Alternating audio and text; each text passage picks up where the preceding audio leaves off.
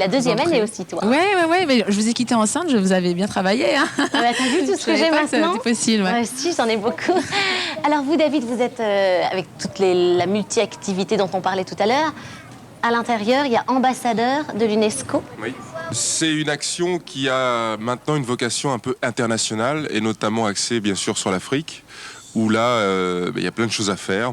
Notamment pour, et ça c'est un projet, c'est pas finalisé malheureusement, mais notamment pour nourrir des enfants pendant leurs vacances scolaires. Parce qu'ils mangent quand ils vont à l'école, mais lorsqu'ils sont en vacances, ils ne mangent plus, parce que leurs parents n'ont pas assez de moyens. Donc on va essayer de trouver une solution pour pallier à ça. Alors en fait, il y a un très beau livre qui est sorti.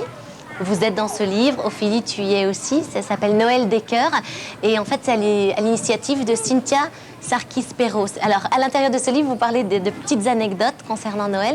Je raconte juste en 2 secondes que j'adorais quand on partait en vacances avec ma mère, parce que moi j'étais élevée qu'avec une maman, et elle rabattait les sièges de la voiture derrière, elle nous faisait un petit lit, mais vraiment avec les oreillers, la couette et tout, et ça faisait notre joie avec mon frère, on partait comme ça pendant, je sais pas, 7-8 heures pour aller jusque sur la côte, et on se battait, on jouait avec les Barbies, les machins, enfin pas mon frère, les Barbies, les Big Jim.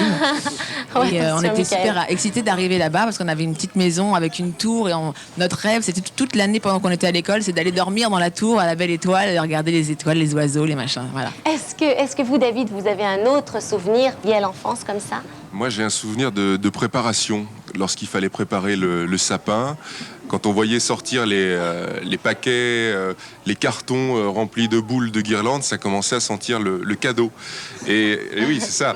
C'est vrai, on était excités. Et puis toute la préparation du repas du soir dans la cuisine, ça sentait bon. Comme je suis gourmand, je passais mon temps dans la cuisine, essayer de regarder ce qui se préparait, essayer de tremper un peu mon doigt partout pour goûter. Et voilà, c'est des souvenirs de chaleur, d'odeur, et puis de guirlandes qui annonçaient déjà les belles surprises qui arrivaient. Alors Ophélie, on se devait ça, de te remettre un petit ange. C'est Élie qui s'y colle. Élie, on t'écoute. Ophélie, je te remets cet ange d'or, car tous les enfants t'aiment.